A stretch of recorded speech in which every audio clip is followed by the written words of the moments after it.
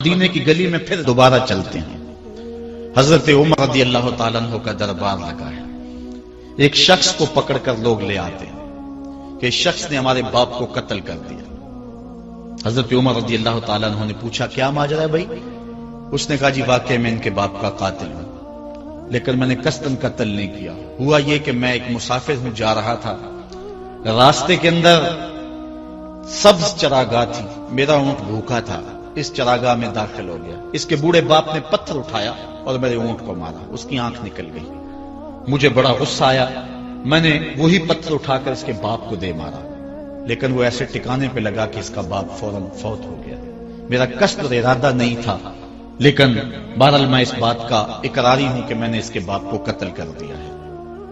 آپ جو حکم سنائیں میں اس کو قبول کروں گا، لیکن میں ایک مہلت مانگتا ہوں کہ میرے دوست، میرے بھائی کی کوئی رقم میرے ذمے ہے، میرے پاس اس نے امانت رکھی ہوئی ہے اور وہ مجھے پتا ہے کہ میں نے کہاں چھپا کے رکھی ہوئی ہے۔ اگر آپ فیصلہ کر دیتے اور میری گردن کاٹ دی جاتی ہے تو وہ امانت جو میں نے رکھی ہوئی ہے سنبھال کر کے، میرے علاوہ کوئی جانتا بھی نہیں ہے، تو وہ اس تک کون پہنچائے گا؟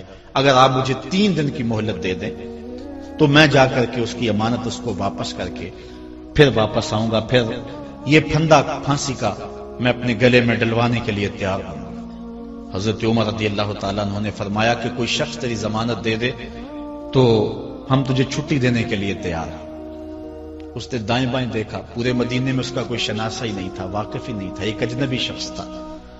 حضرت ابو ذر غفاری کھڑے ہو گئے، کہا حضرت عمر میں اس کی ضمانت دیتا ہوں۔ ضمانت دے دی گئی، وہ چلا گیا۔ تیسرے دن وعدے کا جو وقت تھا، لوگ جمع ہو گئے، دربار لگ گئے، ابھی تک آنے والا نہیں آیا۔ لوگوں نے کہا ابو ذر تو نے غلطی کی ہے، ایک اجنبی کی ضمانت دی اور ابھی تک وہ نہیں آیا، اور میاں صاحب فرماتے ہیں ایک بار جو پھائیں اڑ جاندے اور پھر کدی نہ پھنس دینے۔ ظاہر ہے وہ چلا گیا، واپس تو نہیں پلٹ کے آئے گا، اسے پتا ہے کہ آگے سیدھی سیدھی میری موت ہے، تو تم نے یہ کیا غلطی کی؟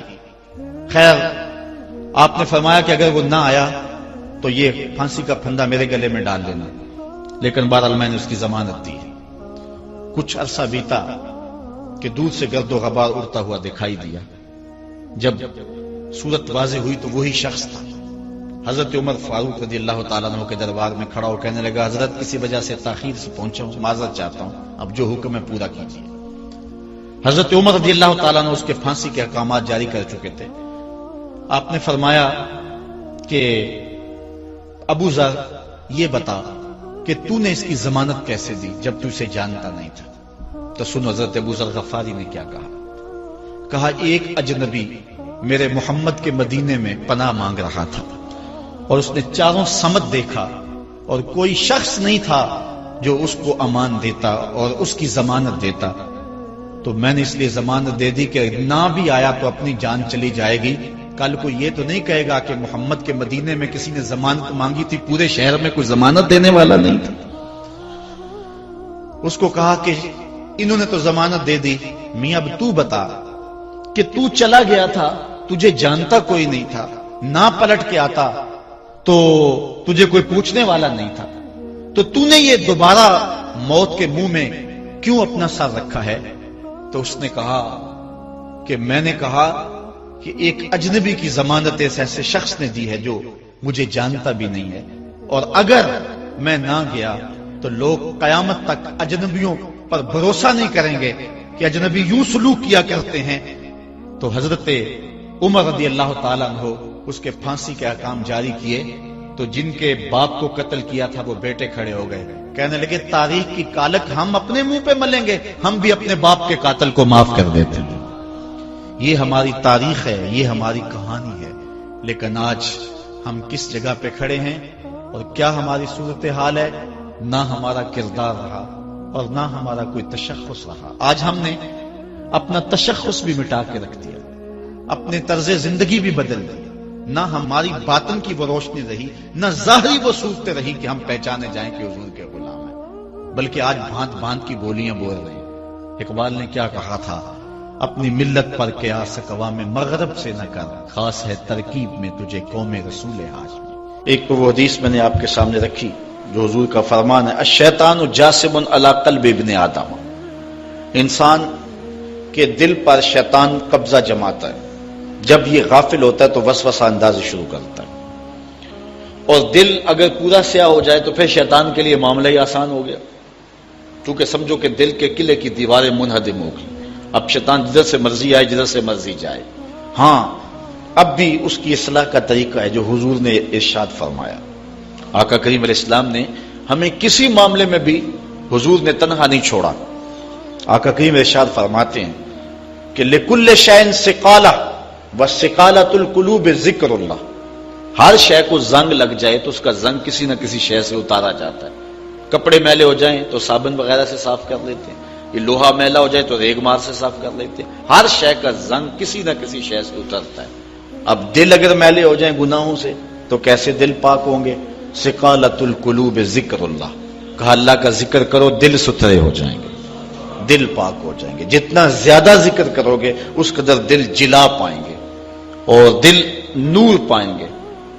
اور بزرگ صوفیہ فرماتے ہیں جب کوئی بندہ ذکر کرنے بیٹھتا ہے اور ایک مرتبہ کہتا ہے اللہ، تو اللہ تعالیٰ اس کی طرف نظر رحمت سے دیکھتا ہے، اور جس کی طرف اللہ نظر رحمت سے دیکھتا ہے اس کے 70 گناہ جل کے راکھ ہو جاتے ہیں۔ تو ایک مرتبہ اللہ کہنے سے 70 گناہ مٹ گئے، پھر یہ بار بار تکرار کرتا رہا تو دل جو ہے وہ آہستہ آہستہ مصفہ ہونا شروع ہو جاتا ہے، دل سیکل ہونا شروع ہو جاتا ہے، دل پاکیزہ ہونا شروع ہو جاتا ہے، اس کے اوپر سے غلاظت، گندگی اور جو دل کے اوپر چڑھا ہوا غلاف ہے وہ اتر جاتا ہے، اور دل پھر انوار پانے لگتا ہے، پھر اس کو ذکر بھی چاشنی دیتا ہے، اس کو فکر بھی لذت دیتا ہے، اس کو نماز اور سجدے میں بھی سرور ملتا ہے۔ جب دل پر نور نہ ہو تو پھر شکایت یہ ہوتی ہے نماز پڑھتے ہیں سرور نہیں ملتا، نیک عمل کرتے ہیں لطف نہیں آتا۔ اصل وہ دلوں کے اوپر حجابات آ چکے ہیں، دلوں کے اوپر پردے آ چکے ہیں، اگر وہ اتر جائیں اور وہ کثرت ذکر کے ساتھ جو ہے وہ پردے اتریں گے۔ اب دل 4 طرح کے ہیں، القلوب اربع، دل 4 طرح کے ہیں۔ ایک دل قلب اجرد فیہ سراج یظہر، ایک مومن کا دل وہ بالکل ایسے ہوتا ہے جس طرح چراغ روشن ہوتا ہے، اور مومن کے پاس جو بیٹھے اللہ اس کے دل کو بھی نور کر دیتا ہے، چونکہ دلوں سے نور کی شعائیں نکلتی ہیں۔ کسی زمانے میں لوگ اس بات کو نہیں مانتے تھے جو عقل والے تھے، لیکن اس زمانے کے اندر موجودہ سائنس نے اسیری لہروں کو تسلیم کیا ہے، اور وہ کہتے ہیں کہ جو شخص نیک ہے اس کے بدن سے وہ لہریں نکلتی ہیں، اچھے اخلاق والا، اچھے کردار والا، اور دوسرے پر وہ مرتب ہوتی ہیں، اور جو بدکار ہے، برا شخص ہے، اس کے بدن سے وہ لہریں نکلتی ہیں اور دوسرے پر مرتب ہوتی ہیں۔ اور حضور علیہ السلام نے صدیوں قبل یہ بات بتائی۔ حضور نے فرمایا اچھے آدمی کی صحبت ایسے ہے کہ حامل المسک، جس طرح کستوری والا شخص ہوتا ہے، عطار کی طرح ہے کہ اس کے پاس اگر آپ بیٹھیں تو خوشبو آتی رہے گی۔ فرمایا یا تو تمہیں دے گا تحفہ، یا تم اس سے خرید لو گے، یا نہ وہ تحفہ دے گا نہ تم خریدو گے، لیکن جب تک بیٹھو گے مشام جام معطر رہیں گے، اور گھر آؤ گے تو لباس میں خوشبو بسی ہوئی ہوگی۔ اس لیے اچھے بندے کی صحبت کو حضور نے جو ہے وہ کستوری والے عطار سے حضور نے تشبیہ دی، اور جو برا شخص ہے اس کی مثال حضور علیہ السلام نے بھٹی والے سے مثال دی کہ جو شخص بھٹی والے شخص کے پاس بیٹھے گا یا تو کچھ چنگاری اڑے گی اور اس کے جسم اور کپڑوں کو جلا دے گی، اور اگر چنگاری اڑ کے اس کے بدن کو نہ بھی جلائے تو جتنی دیر بیٹھا رہے گا اس کی بدبو، اس کا دھواں اس کے لیے پریشانی کا باعث رہے گا۔ اس لیے اچھے آدمی کی صحبت کو اختیار کرنے کا حکم دیا۔ ہمارے مشائخ نقشبندیہ کا طریقہ یہ ہے، وہ کہتے ہیں کہ اچھے آدمی کی صحبت میں جا کے بیٹھ جاؤ، نہ تم کوئی بات کرو نہ وہ کوئی بات کرے، اس کے باوجود بھی من میں روشنیاں ہوں گی، من میں اجالے اتریں گے۔ اللہ اکبر۔ وہ میاں صاحب نے کہا تھا نا، چنگے بندے دی صحبت یارو جویں دکان اتاراں، سودا پاویں مول نہ لئیے ہلے آن ہزاراں۔ تے برے بندے دی صحبت یارو جویں دکان لوہاراں، تے کپڑے پاویں کنج کنج بئیے چنکاں پین ہزاراں۔ تو اب جل جانے کا اندیشہ بہر صورت موجود ہے۔ تو اس لیے آج دنیا جو ہے وہ اسیری لہروں کو مانتی ہے۔ میں اس کی سادہ مثال آپ کو دینا چاہتا ہوں کہ کسی کے بدن سے اسیری لہریں نکلنا تو دور کی بات ہے، کسی شخص کے تذکرے سے اس کے اثرات مرتب ہوتے ہیں۔ مثال کے طور پہ اگر آپ کے کسی دیرینہ اور پیارے دوست کا تذکرہ چھیڑ دیں، گفتگو کر دیں، تو اس سے طبیعت میں خوشی پیدا ہوگی کہ نہیں ہوگی؟ آپ حشاش بشاش ہو جائیں گے۔ لیکن کسی غلط آدمی کا جس سے آپ کو نفرت ہو، اس کی بات چھیڑ دیں، طبیعت میں گھٹن پیدا ہوگی کہ نہیں ہوگی؟ اگر گندگی کے ڈھیر کی بات کوئی چھیڑ دے، طبیعت میں گھٹن پیدا ہوگی کہ نہیں ہوگی؟ اور اگر پھولوں کی بات چھیڑ دے، موتیے کی، نسرین کی، نسترن کی، چمبیلی کی، گلاب کی، موتیے کی، ان پھولوں کا تذکرہ کو چھیڑ دے، طبیعت میں خوشی پیدا ہوگی کہ نہیں ہوگی؟ یہ ایک فطری بات ہے۔ آپ جو ہے وہ کسی اچھی بات کو چھیڑ دیں، اس کے اثرات مرتب ہوں گے اور آپ کا چہرہ کھل جائے گا، اور کسی بری بات کو چھیڑ دیں تو طبیعت کے اندر ایک اداسی پیدا ہو جائے گی، طبیعت کے اندر ایک غصہ پیدا ہو جائے گا۔ آج اس دنیا کے اندر آپ کہیں ملازمت کرتے ہیں، 8 گھنٹے کی ڈیوٹی دینا ہوتی ہے، ان 8 گھنٹوں کے اندر آپ کا مالک آپ کو بلائے، صرف 8 گھنٹوں میں ایک عارضی ملک آپ کے اوپر رکھتا ہے، تو آپ دوڑ کے جاتے ہیں کہ نہیں جاتے؟ آپ کے مہمان بھی آپ کے پاس بیٹھے ہوں اور آپ چائے بھی ان کو پلا رہے ہوں، لیکن باس بلا لے آپ کو اور وہ گھنٹی دے، تو آپ بیل پہ سب کو چھوڑ کے بھاگتے ہیں کہ نہیں بھاگتے؟ مہمانوں سے بھی معذرت کرتے ہیں، مجھے باس نے بلایا، آپ دوڑتے جا رہے ہیں۔ یار ایک دنیا کا باس بلائے تو مہمانوں کو چھوڑ کے، چائے کو چھوڑ کے، مرغن غذاؤں کو چھوڑ کے، سب کو چھوڑ کے بھاگ جاتے ہیں، اور رب کا نمائندہ پکارے حیا علی الصلاۃ اور حیا علی الفلاح، جو بندہ اس کے حضور نہ جائے کتنا بڑا بد نصیب ہے، کتنی بد نصیبیاں اس کا مقدر ہیں کہ جو اس کے حضور۔ لیکن یہ اللہ تعالیٰ جل شانہ کی رحمت کی عمومیت ہے۔ اگر آج 8 گھنٹے کے لیے آپ کہیں ڈیوٹی کرتے ہیں، وہ آپ کو آواز دے اور آپ نہ جائیں، تو وہ آپ کی نوکری ختم کر دے گا، آپ کو سخت سرزنش اسی وقت کرے گا یا پھر آپ کو فارغ کر دے گا۔ لیکن اللہ تعالیٰ جل شانہ اس کی نافرمانی پہ نافرمانی کرتے رہیں، کبھی اس نے رزق کے دروازے بند نہیں کیے، بلکہ جو نہیں مانتے ان کو اور زیادہ دے رہا ہے، چونکہ ان کا حصہ صرف دنیا پہ ہی ہے نا، آخرت میں تو حصہ ہی کوئی نہیں ہے۔ بلکہ فرمایا اگر مسلمانوں کی دل جوئی کا لحاظ نہ ہو تو میں کافروں کے گھروں کی سیڑھیاں بھی سونے اور چاندی کی بنا دوں، چونکہ انہوں نے دنیا کو دیکھا ہے، آخرت ابھی دیکھی نہیں ہے، ورنہ جو ان کے لیے آخرت میں رکھا گیا ہے، دنیا کی کوئی شے ان کے نزدیک حیثیت ہی نہ رکھے۔ بلکہ حدیث میں آتا ہے، صاحب مشکات نے اس کو لکھا کہ دنیا کے اوپر جس کو سب سے زیادہ تکلیفیں پہنچی ہوں گی وہ جنت میں لے جایا جائے گا، اور ایک مرتبہ جنت میں جو ہے وہ داخل کر کے نکال دیا جائے گا، اور کہا جائے گا کہ بتا دنیا کے اوپر تجھے بڑی تکلیفیں پہنچی؟ وہ کہے گا یا اللہ مجھے تو کوئی تکلیف پہنچی ہی نہیں ہے۔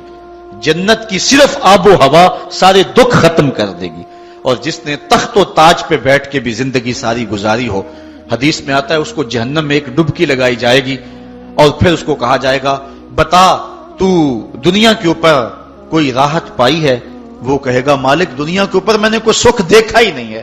ایک غوطہ جہنم کے اندر دیا جائے گا، دنیا کے سارے سکھ ہی بھول جائے گا کہ میں وہاں بادشاہ ہوا کرتا تھا، میں وہاں حکمران ہوا کرتا تھا، پوری دنیا کو میں نے جو ہے وہ ریوڑ کی طرح ہانکا تھا اور انسانیت کا قتل کیا تھا، میری رونت اور میرا تکبر دنیا کو جکا دیتا تھا۔ اس کو کوئی شے اور اپنی کوئی آکڑ اور کوئی بات یاد نہیں رہے گی، صرف ایک ڈبکی کی بات ہے۔